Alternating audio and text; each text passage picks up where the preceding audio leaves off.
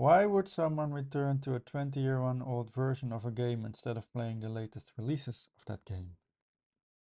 After more than a decade away, I logged back into World of Warcraft and I realized it wasn't really about the game.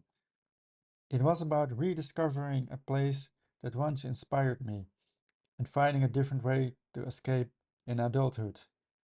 Let's talk about that. Welcome back to the JC Log. My name is Jesse and this is episode 35. The real reason I started playing WoW, World of Warcraft, again. Why would someone return to a 21-year-old version of a game instead of playing the latest releases of that game?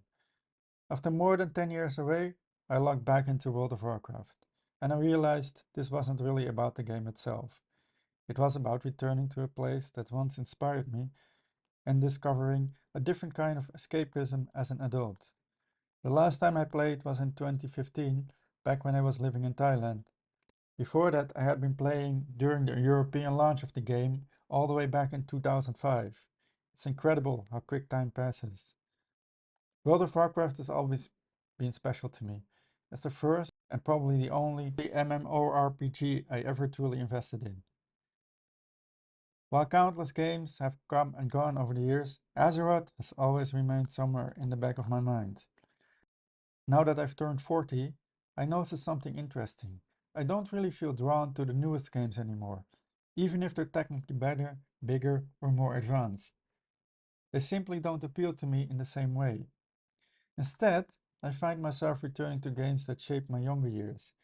Games like Worms or Lemmings, and now, once again, World of Warcraft.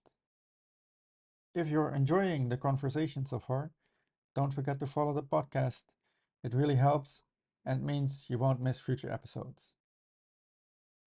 This time, though, I'm approaching World of Warcraft differently.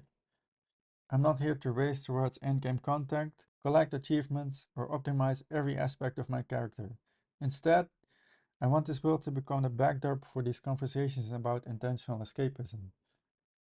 It's a place where I can simply wander, explore forgotten paths, go fishing, complete a few quests, occasionally get into trouble with enemy players, and most importantly, enjoy the journey rather than rushing towards a destination. I think that's exactly what intentional escapism is about.